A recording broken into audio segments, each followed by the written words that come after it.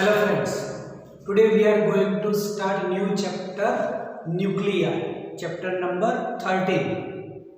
Just remember the earlier chapter number 12 as an atom.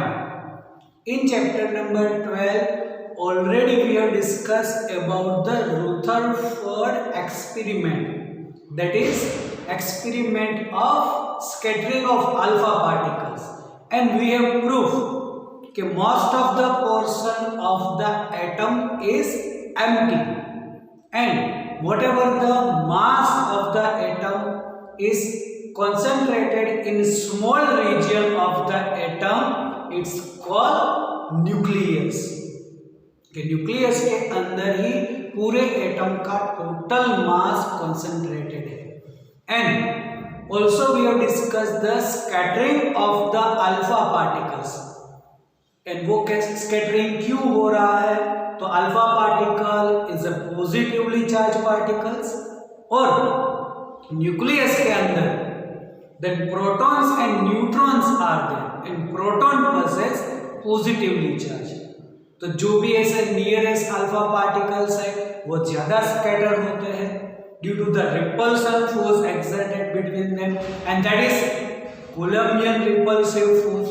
जो थोड़े बहुत दूर है अल्फा पार्टिकल्स उसका स्कैटरिंग कम होता है और उससे हमें एक रेडियस भी मिल गई. मतलब एटम चैप्टर के अंदर ही थोड़ा बहुत हमने न्यूक्लियस से रिलेटेड स्टडी कर दिया कि यहाँ पर प्रॉपर अब हमें एज ए न्यूक्लियस के बारे में पढ़ना है, nuclei chapter.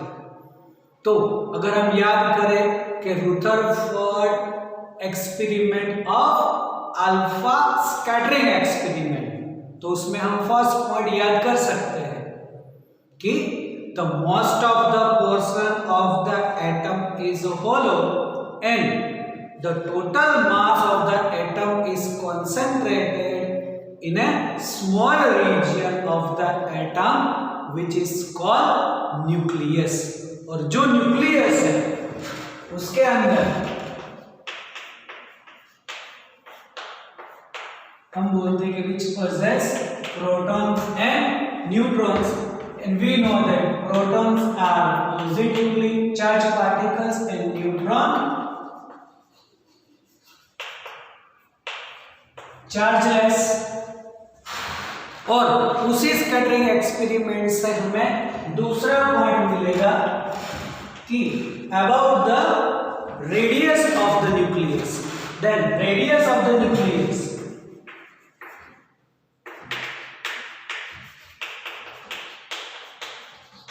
Is near about 10⁻⁻14 metre. और उसी में अगर हम बोलते हैं radius of atom is near about 10⁻⁻10 metre. That means कि उसके बिटवीन का जो भी पार्ट है वो टोटली एम्प्टी है, जो हमने एज ए अर्लियर चैप्टर में डिस्कस कर लिया. और वही पॉइंट यहां पर हम याद करें पर्टिकुलरली न्यूक्लियस के. फिर अब न्यूक्लियस चैप्टर में हमें करना क्या है उसके अंदर. Then in present chapter we will study only about the nucleus. Nucleus means which possess protons and neutrons. तब इसके अंदर जो भी फोर्सेस लग रहे हैं और उसी फोर्सेस से ऐसा भी बोलते हैं हम कि बहुत सारे ऐसे रेडियो एक्टिव पार्टिकल्स, सो रेडियो एक्टिव एलिमेंट्स हैं कि जो भी एलिमेंट्स का एटॉमिक नंबर ग्रेटर देन 85 है, this all are called radio active elements and they emits the alpha beta and gamma radiation by its own, जिसमें अल्फा एंड बीटा पार्टिकल्स. तो उसी से हमें ऐसे alpha and beta particles emit होते हैं. तो क्यों एमिट होते हैं उसका भी रीजन मिलेगा हमें. और इसमें बोलते हैं हम कि गामा जो है वो radiation, gamma is not a particle, gamma radiation. Due to the gamma radiation the nucleus come back to its ground state from the excited state.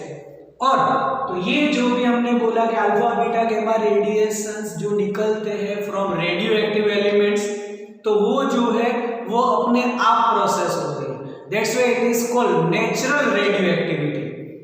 ऐसे आर्टिफिशियल रेडियो एक्टिव ऐसे एलिमेंट्स भी होते हैं कि अगर कोई भी न्यूक्लियस है, नॉर्मल न्यूक्लियस, उसके ऊपर हाई एनर्जेटिक पार्टिकल हम बॉम्बार्ड करें, जैसे अल्फा पार्टिकल ही बॉम्बार्ड कर दिया, या फिर ऐसे न्यूट्रॉन बॉम्बार्ड कर दिया, इलेक्ट्रॉन को भी बॉम्बार्ड कर सकते हैं, तो उस जो एलिमेंट है उसके स्ट्रक्चर में, न्यूक्लियस में थोड़ा बहुत चेंज आता है, और वो जो चेंज आया उसी से वापस रेडिएशंस निकला, then it is called artificial radio activity. और वो भी हमें प्रेजेंट चैप्टर के अंदर डिस्कशन करना है। कब अल्फा बीटा गामा निकलते हैं वो भी हमें डिस्कशन करना है, वो सभी हम प्रेजेंट चैप्टर में डिस्कशन करेंगे। ओके, तो ये था थोड़ा बहुत इंट्रोडक्टरी पार्ट, जिसमें radius of the nucleus is near about 10⁻⁻14 metre, radius of the atom 10⁻⁻10 metre, natural radio activity मतलब नेचुरल रेडियो एक्टिव पार्टिकल्स के which possess atomic number greater than 85, उसमें से जो रेडियो एक्टिविटी मतलब अल्फा बीटा गामा निकलते हैं उसको बोलते हैं नेचुरल रेडियो एक्टिविटी, जो प्रेजेंट चैप्टर में हमें करना है। ऐसे आर्टिफिशियल रेडियो एक्टिविटी भी करना है कि कैसे कोई भी पार्टिकल, कोई भी एलिमेंट के ऊपर हाई एनर्जेटिक अगर हम पार्टिकल बॉम्बार्ड करें तो किस तरह से रेडिएशंस निकलते हैं, वो सभी हमें डिस्कशन करना है। तो ये था इसका इंट्रोडक्टरी पार्ट। ओके, चलो अब यहाँ से आगे अगर हम चैप्टर स्टार्ट करें तो थोड़ा बहुत और ऐसे हमें इंट्रोडक्शन चाहिए। कोई भी न्यूक्लियस है तो कोई भी न्यूक्लियस को हम ऐसे डिनोट करेंगे X Z A, then Z it's called atomic number,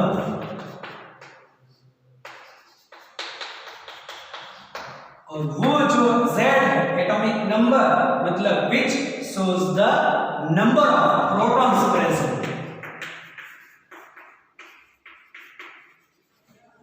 the number of protons present is denoted as a Z, और वही जो है वो पीरियोडिक टेबल में ये एलिमेंट कहां पर वो दिखाएगा, क्योंकि हमें पता है केमिस्ट्री में तुम लोगों ने पढ़ रखा है कि जो भी पीरियोडिक टेबल में प्लेस है कोई भी एलिमेंट की, which is due to the number of protons, atomic number, इसीलिए इसको एटॉमिक नंबर बोलते हैं। ये जो उसको हम बोलेंगे एटॉमिक मास नंबर,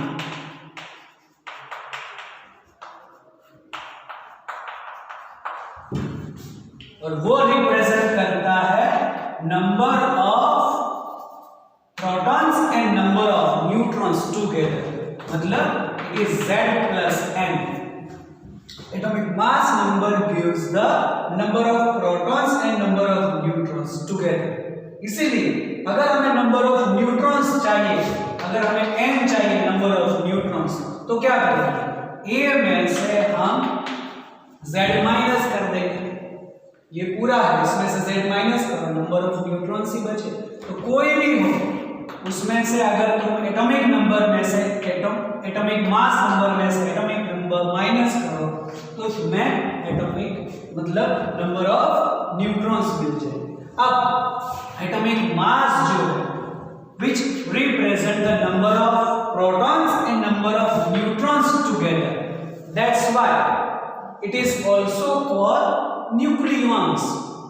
अब न्यूक्लियस के अंदर है क्या, अगर हम कोई भी न्यूक्लियस अगर स्ट्रक्चर ड्रॉ करें कि चलो ये हमारा न्यूक्लियस है, तो न्यूक्लियस के अंदर होगा क्या, प्रोटॉन एंड न्यूट्रॉन्स, और उन दोनों के बीच में फोर्स भी लगता है, वो भी हम आगे पढ़ेंगे, न्यूक्लियर फोर्स। तो nuclear force exerted between protons and neutrons, तो प्रोटॉन पॉजिटिवली चार्ज, न्यूट्रॉन जो है वो अनचार्ज है, चार्जलेस है, फिर भी दोनों के बीच में फोर्स लगता है। दैट्स व्हाई ये जो है nuclear force it is independent of charge.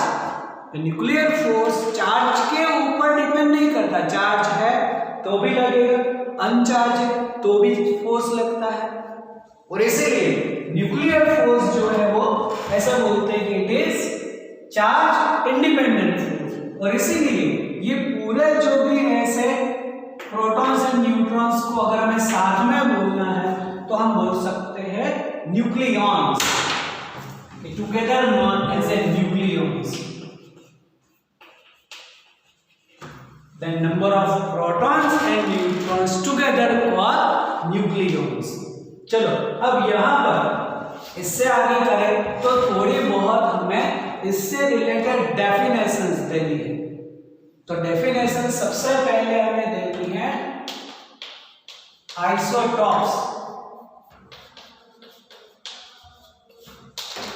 What is called isotope?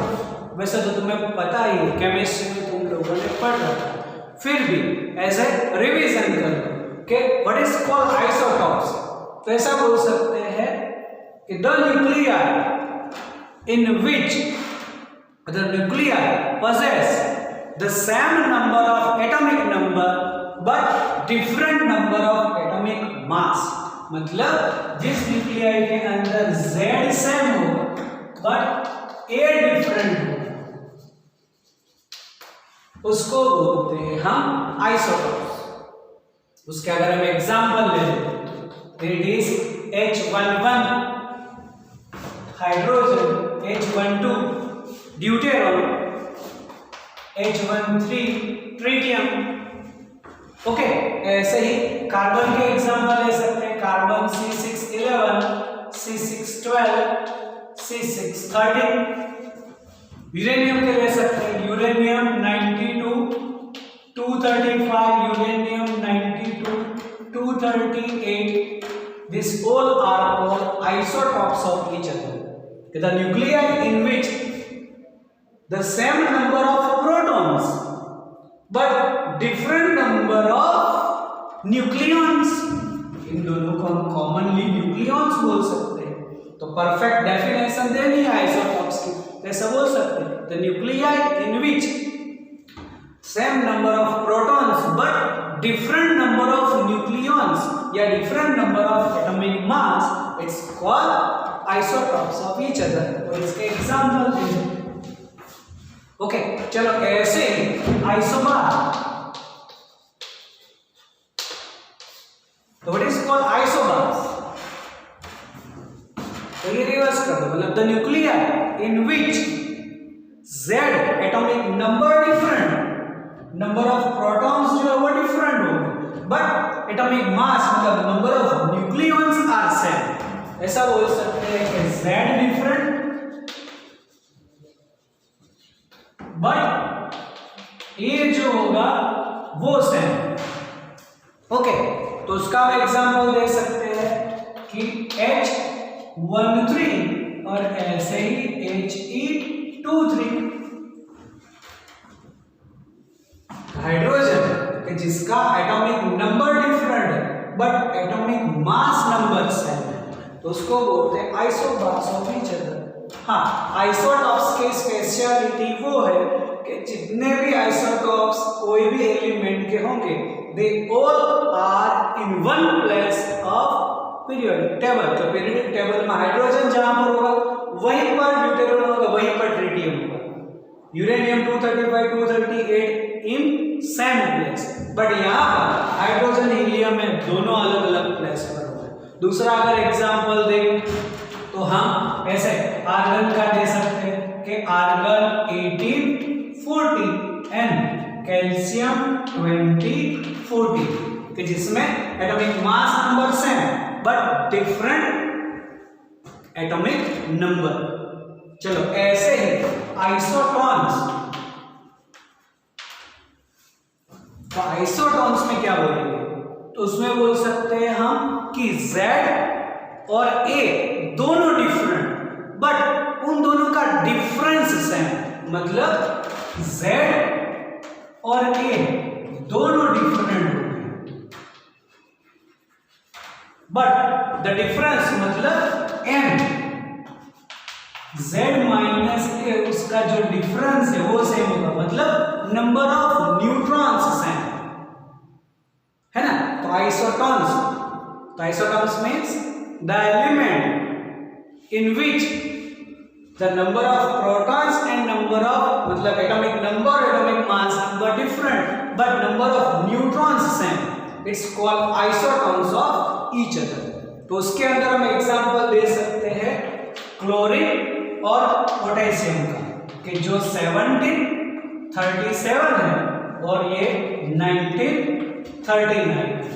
अगर दूसरा एग्जांपल देना है तो भी हम बोल सकते हैं कि मर्क्यूरी एंड प्लूटोनियम का, कि ये 80 है तो 198, ये 79, देन 197। और उसका लास्ट पार्ट इसी में है आइसोमर। तो आइसोमर मतलब Z और A दोनों same, Z is same, A is also same, but different radioactive property या different energy।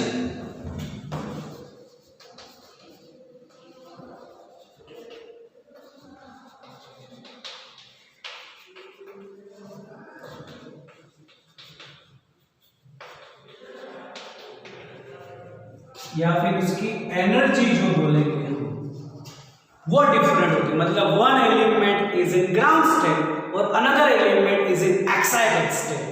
जो एटम्स में हमने एक्साइटेड स्टेट में बोल दी, तो कोई भी एटम अगर एक्साइटेड स्टेट में है तो उसके Z सेम होगा, A भी सेम होगा, लेकिन एक ग्राउंड स्टेट में दूसरा एक्साइटेड स्टेट में तो उसकी एनर्जी डिफरेंट होगी,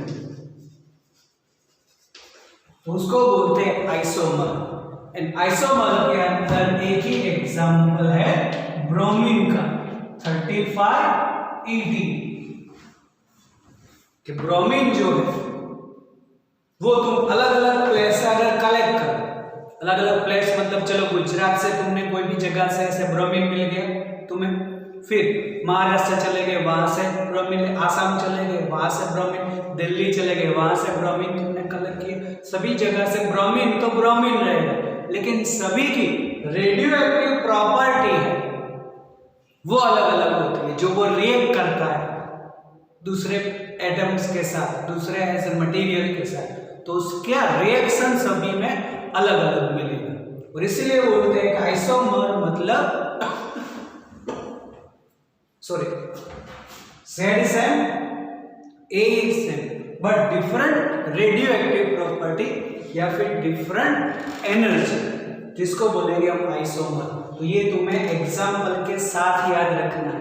कई बार ऐसे MCQ के अंदर पूछते हैं कि कोई भी ऐसे पेयर दे देंगे और बोलेंगे कि जस्ट इसमें से कौन जो है वो ऐसे इंडिकेट करता है पेयर ऑफ आइसोटॉप्स या पेयर ऑफ आइसोबार्स या पेयर ऑफ आइसोटॉन्स या पेयर ऑफ आइसोमर।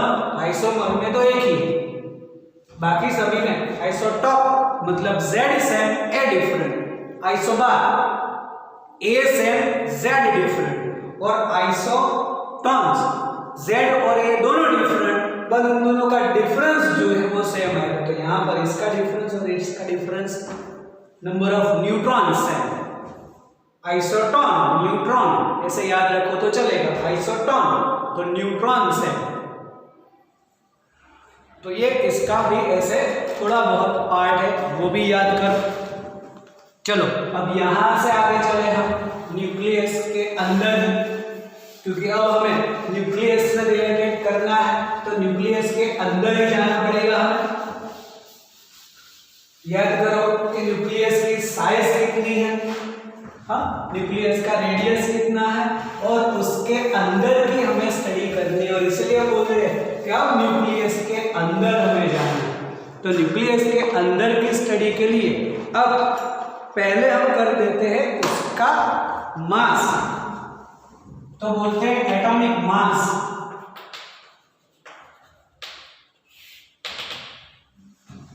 तो एटॉमिक मास, अब देखो न्यूक्लियस का मास तो बहुत ही कम है ना, बहुत लोवेस्ट है, तब इसका मास मेजर कैसे करेंगे हम? तो ऐसा बोलते हैं कि एटॉमिक मास मतलब the 12th part of the unexcited carbon atom, it's called atomic mass and it is measured in atomic mass unit. atomic mass जो है वो मेजर होता है atomic mass unit में, that is denoted as a AMU या फिर only U, यहां पर हम U से डिनोट करेंगे। तो अगर मैं बोलूं कि 1U 1 एटॉमिक मास यूनिट मतलब कितना, 12th part of the carbon atom, carbon 12 इसलिए लिखा कि वो अनएक्साइटेड, मतलब कोई भी आइसोटोप नहीं होना चाहिए। ऐसे कार्बन C611 नहीं चलेगा, ऐसे 13 भी नहीं चलेगा। जो 12 है C612 दैट इज अनएक्साइटेड उसका 12th पार्ट, और वो जो है वो होता है 1.66 10⁻⁻27 kg। तो न्यूक्लियस का मास है वो इतना है। अब अगर हम ऐसा बोल दें कि ये जो है उससे रिलेटेड अगर हम प्रोटॉन का मास बोलें तो प्रोटॉन का मास है 1.6626 10⁻⁻27 kg। मास ऑफ न्यूट्रॉन इससे थोड़ा ज्यादा 1.6649 10⁻⁻27 kg, बट अप्रोक्सीमेट 1.66 बोल सकते हैं। और इसीलिए एटॉमिक मास हुआ 1.66 10⁻⁻27 kg। अब मास है तो उससे रिलेटेड एनर्जी भी होती है। तो एक एनर्जी का हमारे पास रिलेशन है कि 1 इलेक्ट्रॉन वोल्ट मींस 1.6 10⁻⁻19 जूल। अब आइंस्टाइन की एक इक्वेशन भी है कि relation between mass and energy. तो अगर हम आइंस्टाइन की इक्वेशन यूज कर दें कि E is equal to mc², वैसे तो E is equal to delta mc² है, यहां पर डेल्टा m आएगा मास की जगह पर, that is called mass defect. वो आगे हम पढ़ेंगे, बाइंडिंग एनर्जी की केस में करेंगे। अभी तो simple E is equal to mc²। तो मास कितना, ये 1.66 10⁻⁻27 kg। C भी हमें पता है तो उसकी एनर्जी मिल जाएगी। मतलब अब हमें करना है कि 1U जो है 1U की एनर्जी कितनी है इन मेगा इलेक्ट्रॉन वोल्ट। तब यहां पर तुम 1.66 10⁻⁻27 रखो, C मतलब 3 × 10⁸ का स्क्वायर करो, पहले एनर्जी तुम्हें मिलेगी जूल में। ओके, कैलकुलेशन तुम्हें करनी है। फिर इसी में अगर तुम्हें इलेक्ट्रॉन वोल्ट करना है तो क्या करो, डिवाइडेड विद 1.6 10⁻⁻19 और कन्वर्ट करो mega electron volt that is 10⁶।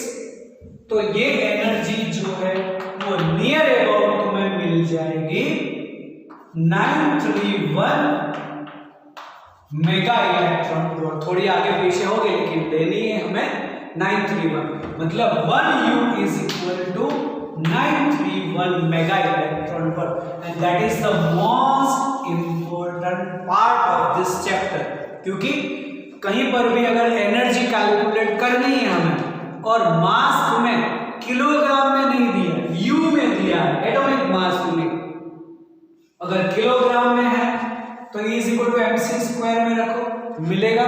लेकिन डायरेक्ट अगर mass given in U, mass of proton kilogram में नहीं दिया, मास ऑफ न्यूट्रॉन भी किलोग्राम में नहीं दिया, तो U में दिया है, तब direct 1U is 931 mega electron volt है। तो जो भी मास दिया है उसको तुम 931 से मल्टीप्लाई करो, डायरेक्ट तुम्हें एनर्जी मेगा इलेक्ट्रॉन वोल्ट में मिलेगी।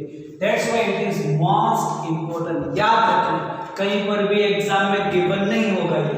Then 1U is 931 mega electron volt. वैसे तो 931.44 है लेकिन 931 रखो तो ये हमें मिल सकता है। ओके, चलो अब इससे हम आगे करें तब एक हमने डेफिनेशन सबसे पहले दी थी आइसोटॉप्स की। ओके, अब आइसोटॉप्स से रिलेटेड कई बार जो भी ऐसे हमें एलिमेंट मिलता है ऐसे नेचुरली, उसमें अलग अलग एटॉमिक मास नंबर होते हैं, जैसे कि उसके अंदर ऐसे डिफरेंट एटॉमिक मास होंगे। जैसे हमारे पास तुम अगर क्लोरीन का एग्जांपल ले लो, तो जो क्लोरीन है वो हम बोलते हैं कि एज ए 1737 है, मतलब atomic number 17, atomic mass number 37। तो परफेक्ट कभी भी ऐसे 37 होगा, वो ऐसे बहुत रेयर केस में मिलता है हमें। जो पूरा हमारे पास ऐसे बंच ऑफ ऐसे क्लोरीन है, तो उसके अंदर ऐसे 35 पॉइंट जो उसका एटॉमिक मास होगा, ऐसे भी थोड़े बहुत परसेंटेज होते हैं, फिर 36 होगा, ऐसे भी थोड़े बहुत परसेंटेज होते हैं। तो उसका हम एवरेज एटॉमिक मास कैसे निकालें, तो उसका एक छोटा सा ऐसे एग्जाम्पल दे रखा है टेक्स्ट बुक के अंदर ही। देखो ऐसे टेक्स्ट बुक के अंदर ही तुम लोग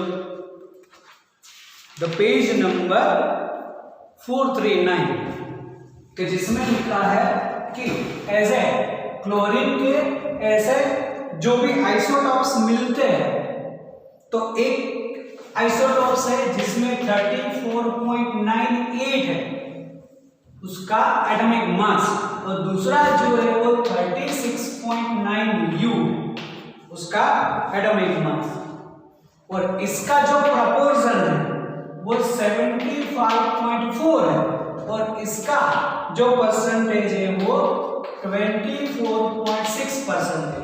तो उसका हमें एवरेज मास कैसे मिले, सॉरी एवरेज मास। तो एवरेज मास ऑलवेज ऐसे करना है कि जो भी एटॉमिक मास है, जो भी परसेंटेज है उसका मल्टीप्लाई, मतलब 34.98 इंटू 75.4 प्लस 36.98 24.6 और परसेंटेज निकालोगे तो नीचे 100। तो जो भी तुम्हें ऐसे परसेंटेज दे रखा है जिसका दोनों का as a multiplication divided by 100, तो तुम्हें उसका एवरेज मास मिल जाएगा, और दैट इज 35.47 U। तो ऐसे कई बार छोटे एग्जांपल पूछते हैं। अब कई बार परसेंटेज गिवन नहीं होंगे, ये दिया होगा एवरेज मास दिया होगा, पूछेंगे इट्स परसेंटेज, तो कोई भी तुम x परसेंटेज ले सकते हो। तो दूसरा जो है वो 100 माइनस x परसेंटेज ही होगा। देखो ये 75.4 है, तो 100 माइनस करोगे तो 24.6, मतलब उसके अंदर x जो होगा तो दूसरा ऑलवेज 100 माइनस x ही होगा। तो अगर परसेंटेज गिवन नहीं है तो कोई भी का तुम x परसेंटेज बोलो, बाकी जो होगा वो 100 माइनस x, तो तुम्हें कोई भी का ऐसे परसेंटेज मिल जाएगा कि 30.98 है उसका x परसेंटेज, तो ये 100 माइनस x ये गिवन होगा, तो ये यहाँ पर गिवन है, तो तुम x और 100 माइनस x कैलकुलेट कर सकते हो, ऐसा भी है। चलो अब इससे आगे हम करें तो न्यूक्लियस की साइज से रिलेटेड हमें स्टडी करनी है अबाउट द न्यूक्लियर साइज, या तो न्यूक्लियस साइज ऐसे भी बोल सकते हो। तब यहाँ पर related with the nucleus size of the nucleus, मतलब अगर हम ये एटम सोचे और एटम का ये हमारा न्यूक्लियस हम ड्रॉ करने के लिए बोलते हैं कि this is the nucleus of the atom, but nucleus does not possess any sharp boundary. Nucleus को कोई ऐसी बाउंड्री है ही नहीं। जैसे ये हमने बाउंड्री डिसाइड कर दी कि इसके अंदर ही प्रोटॉन्स और न्यूट्रॉन्स होंगे, लेकिन actual study of the scattering of alpha particle proof nucleus does not possess any sharp boundary. लेकिन जहां पर न्यूक्लियर डेंसिटी, यहां पर जो डेंसिटी है न्यूक्लियस की, वो न्यूक्लियर डेंसिटी हाफ हो जाए, half of the central region, उसको बोलते हैं रेडियस ऑफ द न्यूक्लियस। और अगर रेडियस ऑफ द न्यूक्लियस करनी है तो उसका दूसरा भी स्टडी है। कैसा बोलते हैं कि volume of the nucleus is directly proportional to the atomic mass. मतलब volume directly proportional to the atomic mass. मतलब वॉल्यूम मतलब 4/3 pi r cube, that is the radius of the nucleus. और ये एटॉमिक मास मतलब a। तो ये तो पूरा वैसे भी कांस्टेंट है, अगर r को सब्जेक्ट करें देन इट इज 1/3 और प्रोपोर्शनलिटी हटा दे तो एक हमें कांस्टेंट रखना है, that is r0। Then radius of the nucleus is r is equal to r0 a raised to 1/3, where r0 तो कांस्टेंट है और उसकी जो वैल्यू है वो याद रखनी है 1.2 10 to the power -15 मीटर, या you can say 1.2 fermi, because 1 fermi is 10 raised to -15 metre.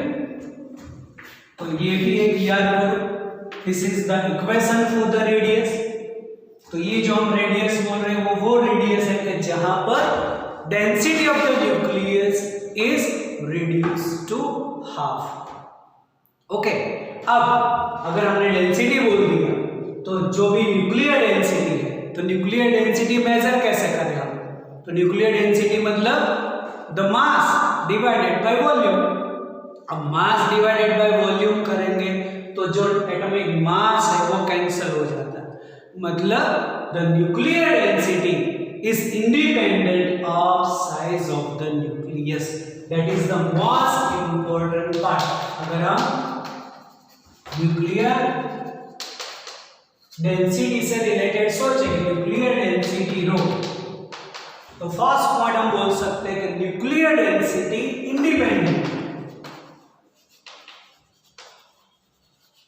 Independent of size of nucleus. चलो कैसे? अगर डेंसिटी है तो बोलेंगे हम मास अपॉन वॉल्यूम। डेंसिटी क्या होगा? मास अपॉन वॉल्यूम बोलेंगे। अब मास तो टोटल मास करना है, तो जिसके अंदर ए जितने तो नंबर ऑफ न्यूक्लियॉन्स, एक न्यूक्लियॉन का मास अगर हम स्मॉल m बोल दें, क्योंकि number of protons and neutrons दोनों का मास अप्रोक्सीमेट सेम, तो this is the mass of single nucleon. जितने भी न्यूक्लियॉन्स है तो this is the total mass divided by volume, that is 4/3 pi r cube। अब r जो है वो तो ये है, इसका मतलब ये डिनोमिनेटर का डिवाइडर में आ जाएगा, then 3 m a upon 4 pi r cube का मतलब क्या? दैट इज r0 क्यूब, और a raised to 1/3 का a हो जाएगा और ये cancel, that's why 3m upon 4 pi r0 cube। ये सभी वैल्यू कांस्टेंट है। Mass of the nucleus, proton, neutron almost same. r0 की value same 1.2 Fermi 10 raised to -15। और अगर ये तुम कैलकुलेट करो, करना है तुम्हें अपने आप कैलकुलेशन, और इसका आंसर तुम्हें मिलेगा 2.7 into 10 raised to 17 kg पर मीटर क्यूब, है ना। तो ये तुम्हें अपने आप कैलकुलेशन करना है और तुम्हें मिल जाएगा।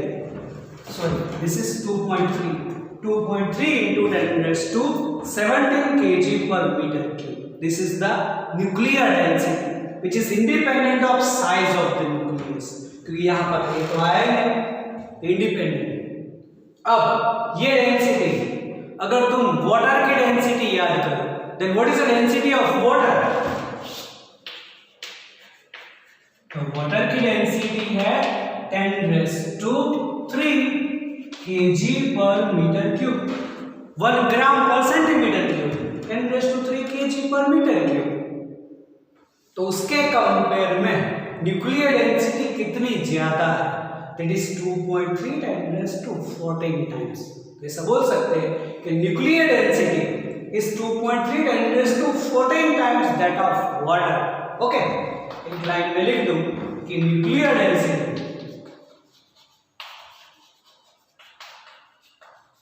is 2.3 × 10⁻14 times of density of water। तो ये भी ऐसे सिंगल मार्क्स ऐसे एमसीक्यू के अंदर पूछ सकते हैं कि वाटर के कंपेयर में उसकी कितनी है, या कोई भी अलग अलग ऐसे क्वेश्चंस हो सकता है। न्यूक्लियर डेंसिटी याद करो, वाटर की डेंसिटी याद करो, और क्वेश्चन किस तरह से पूछा है वो देखो, तो आंसर हमें मिल सकता है कि nuclear density is 2.3 × 10⁻14 time that of the density of water. Okay, तो इतना तुम्हें पहले इंट्रोडक्टरी पार्ट के अंदर करना है।